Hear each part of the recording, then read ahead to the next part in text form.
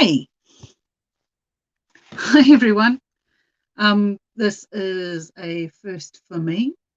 So if you're tuning in, thank you very much. What I'm doing today is I thought I'd work on a craft project that I've started already. It's a wee little diorama. I already made out of polymer clay. I have made a wee little log cabin, as you saw in a previous video. And I made little fake moss to stick on it, and I tried to age it up as best as I can. It was nice and straight when I put it in the oven to bake, but of course it kind of went wonky, and I thought, oh well, it's a rustic falling down kind of cabin. And I ran with it. I really liked it. I then went on to make a tree, and I made all the little moss, or bigger pieces of moss really, to make the leaves and the branch bits. And that's all made out of polymer clay. What I did to reinforce it was to form a shape out of craft wire. And I twisted it all up to make some branches, and then I wrapped the polymer clay around it, and I just sculpted it with sharp tips of skewers and that sort of thing to mark it up. That way the paint will sit in there and it adds a look of texture. And I just glued all these bits on. Next I made these bad boys. Oops, hope you can see them. They're little mini headstones. And as you can see by the size of my finger, they are pretty small. I don't know if you can see them very well. I'll try this. Anyway, I textured them with tools like the skewers again and scratched out details. And then I painted over them with acrylic paints and glued tiny, tiny bits of moss that I'd made. One day I'll show you how to make the moss. That'll be another time. Okay, so I can see my camera's kind of out of focus, and since it's my first time, you're going to have to bear with me. I don't have very good equipment, but I'm trying my best. So today, I thought in this little diorama, I was going to make a little, we've got the tree, we've got the cabin, and we've got the headstones, and I wanted to put a little fence around the headstones to make a little mini cemetery. So what I did was I originally envisaged this wrought iron sort of rustic fence to go around the cemetery. And I experimented using a little bit of fuse wire, twisting it all up, but it doesn't quite have the look that I wanted. And it was incredibly fiddly to make. You know, mind you, anything this size is fiddly. So I tried with matchsticks. And here's a little sample of what I made. So that I like a lot better. It's a little rustic picket fence. And I decided that's what we're going to do today. Don't know how well it's showing up on camera, but here we go. What I've already done is I've pre-cut some matchsticks up. I've got them from a craft supplier. I think we need 4 fences to go around the cemetery. And one of those fences is going to have to be cut that we have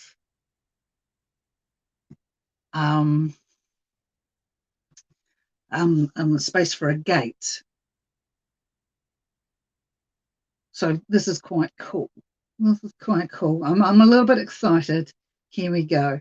So what I've done so far, because we need it to be really fine and these matchsticks are a bit thicker than what we need, I've split them with a sharp knife, split them lengthways and then lengthways again, so they're cut into quarters. Now that's not as easy as it sounds, especially if you go a bit wonky like me. So you end up cutting quite a few, and then you end up with random pieces that go off to a taper, or and one end and fat at the other end, or it just splits in the wrong place. So we're going to cut a few more up, and I'll kind of explain it as I go along. So let's start off with, I hope you can see it. This one might be a splitter, I suspect. In the middle, and kind of work my way carefully to the end. Well, that went quite nicely. Fingers crossed it keeps going nicely. So find that cut again, and just gently work your way. Try not to go all skew with.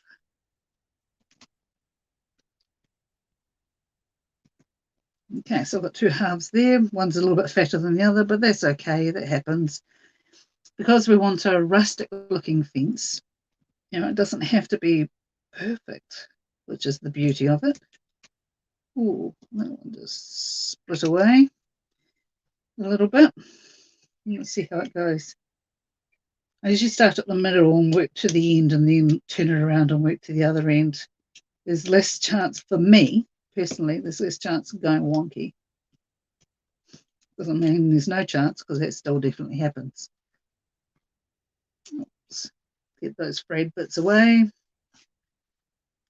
This one, it's a little bit on the thin side. I may not need to chop it. I'll put that aside anyway. It's another one. And we cut like this. Oh, see, I went wonky on this one. Oh dear. Okay, so see if I can straighten this one up, at least then they won't be both complete loss. Get the end a bit thinner. There we go. That's better. So might be able to use some of this. Chop the worst of that bit off. Won't be a complete loss. Now, I'm always supposed to have probably a bit more than what you think you'll need, because when you've got the glue going, you don't want to have to stop and here we go, wonky again. Stop and make more, and the glue dries on you. You want to be able to keep going. Normally I'd have like music playing or something while I'm working, but with YouTube being YouTube, don't dare incur the wrath of the YouTube gods and their copyright strikes. There we go.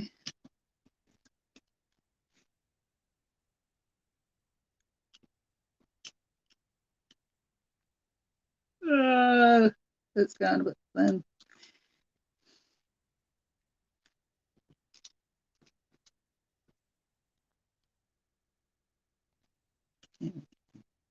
Do this last one, and then we'll start chopping them into shorter lengths.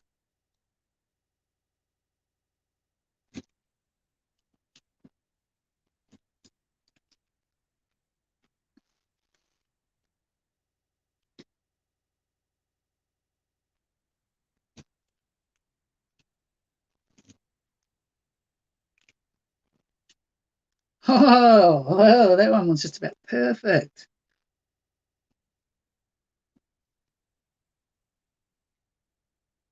And there we go. That's not so perfect. Oh, I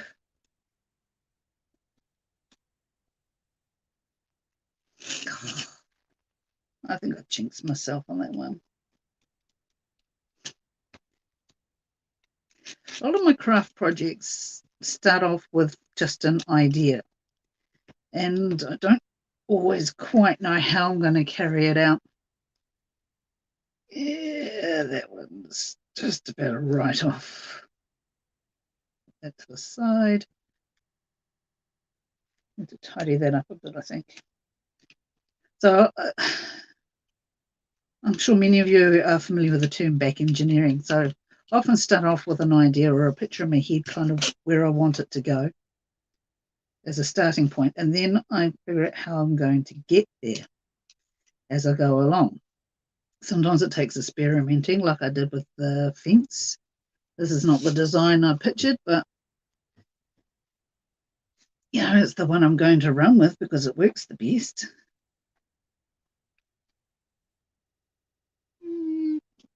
Stay straight, stay straight.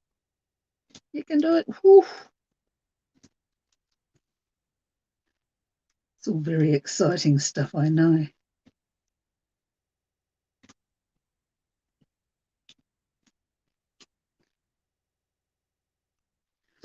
Okay, so got these guys. Now what I've done for the palings is I have cut a lot of these quarters into 1 centimetre thereabouts length. Some of them are slightly longer, some of them just slightly shorter. And it's okay that they're random. That adds to the look. I've also cut some into 3.5 centimetre lengths, and those are going to be the fence rails. Those need to be pretty much onto it lengthwise. I've also cut some complete toothpicks into 1 centimetre lengths. Now these have to be accurate as well. These are going to be like the corner posts and the end of the fence.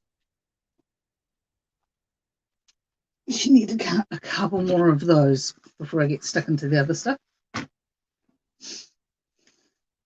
So using my ruler, mark it out, have some extras just in case.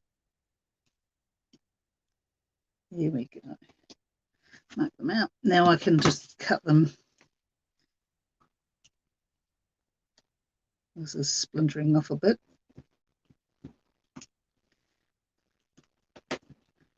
Oh yeah, that's splintering like mad, that one. See, that's why it pays. Whoa, this one's just coming apart. This whole thing's coming apart.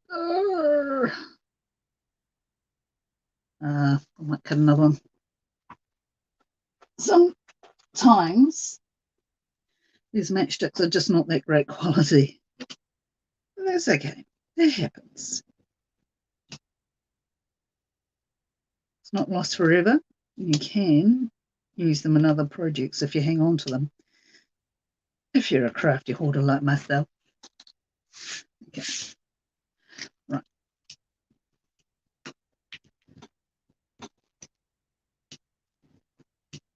Cut most of the way through.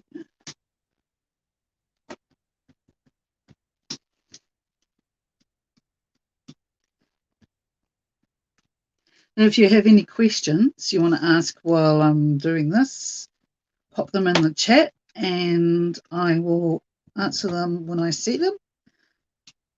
Obviously, when I'm using a sharp knife like this, I don't want to be looking up all the time. There's a little spare bit left over. I'll put all the little tiny leftover bits over here, just in case I can think of a use for them. The loose bits off because they look really shabby and I'm a little bit fussy at times. Okay. There we go. Right, back to these guys. As you can see, I get a little bit distracted. Slightly ADD. That's okay. It's not the end of the world. This one seems short. Will it be the right length for those guys? No. It's one of those ones I trimmed up. There's another one I'll do a group for the, put him aside,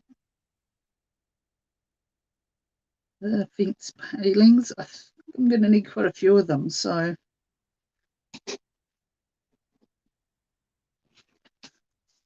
don't cut too many at once.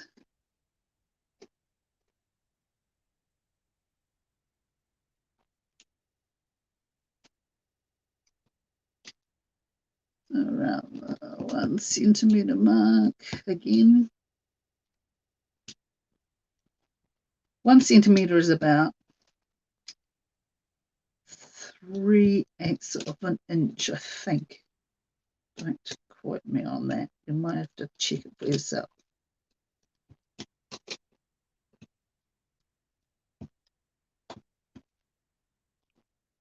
It's funny, I craft in centimetres, yet if I'm sewing, I'll sew in inches. Probably because that's just how I was taught by my mum, but that's how it rolls. That's the first lot. Have my finger along so I don't lose it.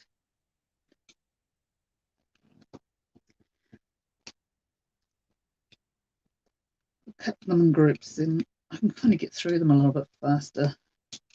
Oh, I think I get through them a little bit faster. It might be just my imagination. Who knows?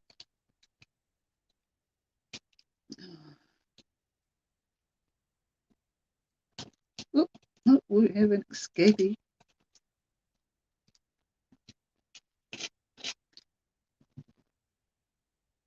Come back here.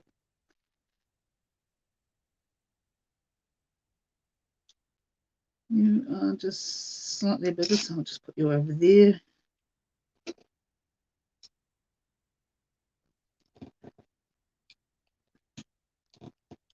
Make these slightly longer.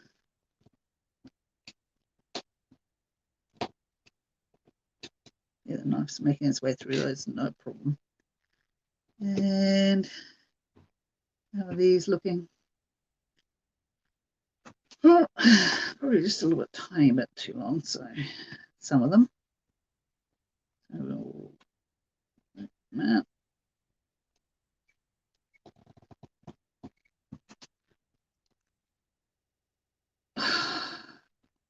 oh, it says it's not even on camera. Okay. As I say, I'm new to this.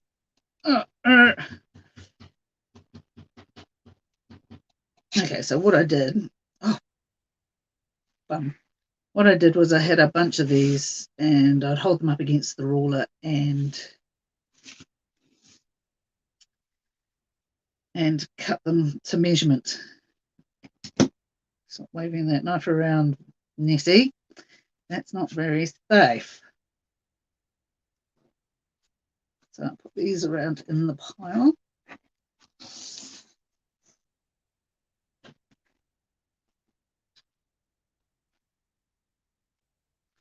Now a couple of these, I need 4. Put those bits out of the way.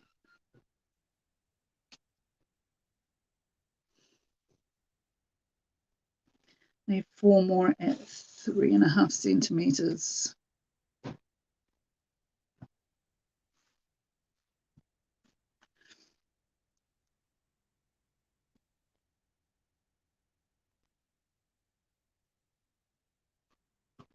Now, if you do your maths right, you can start anywhere. You count it, so 1, 2, 3.5. It's about here.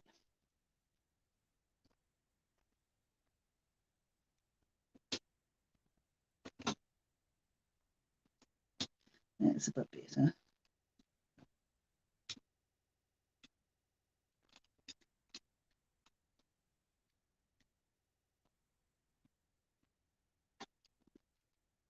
And the leftover bits are roughly a centimetre, so they can go in the paintings pile.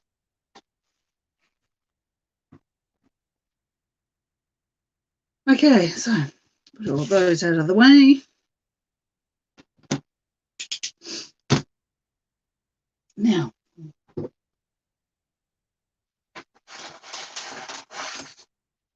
I like to put a scrap piece of paper down when I'm gluing because I don't want glue all over my cutting mat. I use my cutting mat for crafts. I also use it for sewing.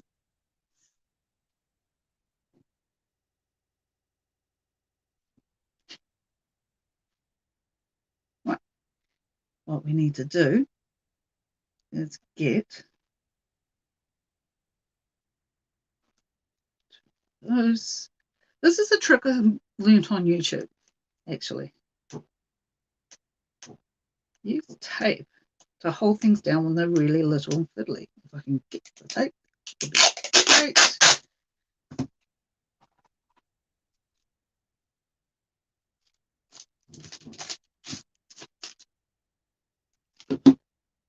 Hopefully that didn't stick to where it's at. Okay, so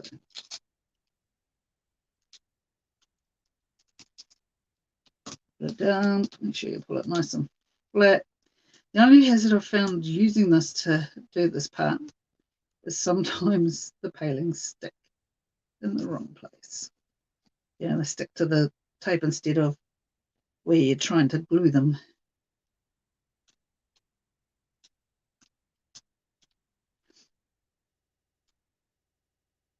So you want them, let's just practice one.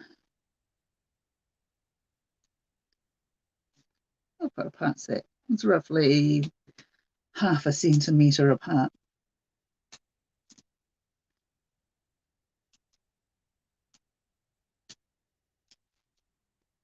Okay, I don't know if you can see that very well from here. Let's see. Does that make a difference?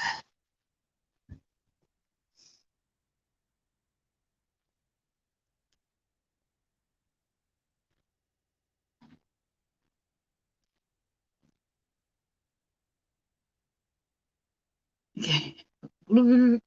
So this fine tip glue container, this little needle nose. Glue settles down the bottom and you've got to try and get it going up the top. But what we do is we run the glue along these rails.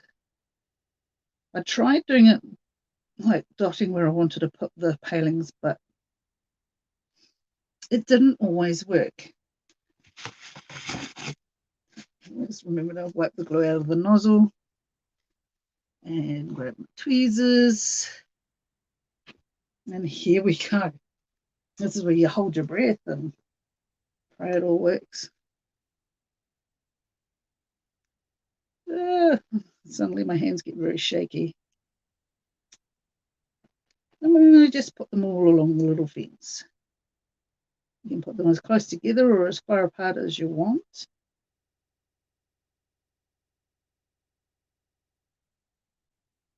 Eek, eek, eek.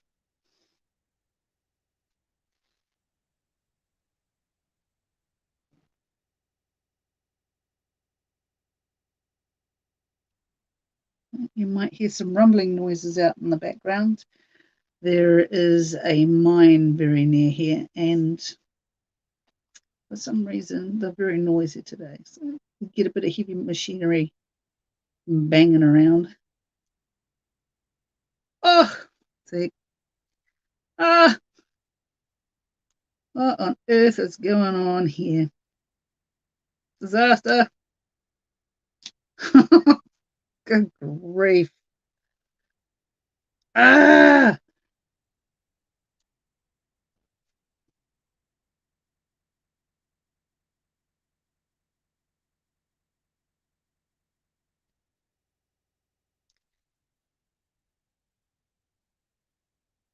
There we go. Getting them back on track. Get back on the fence. Goodness me. Fence building, such a fiddly, fiddly thing.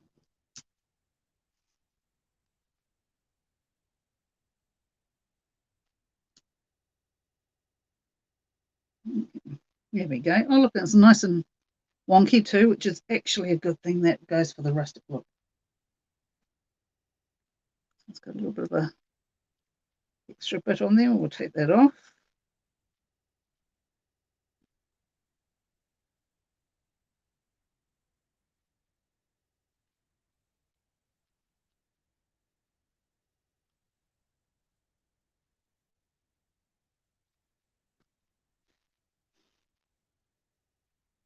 I was talking to a friend recently about all my crafty projects, and she's like, "You're really good at it." And I had to explain to her that the reason why I do a lot of this sort of stuff, and of course, if you do a lot of anything, you do start to get better at it. But the reason why I do a lot of this stuff is because it's a good way to quiet my mind. Glue on my finger. Like a lot of people out there, I'm a chronic overthinker, and if I don't find a way to quiet my mind, I will never get sleep.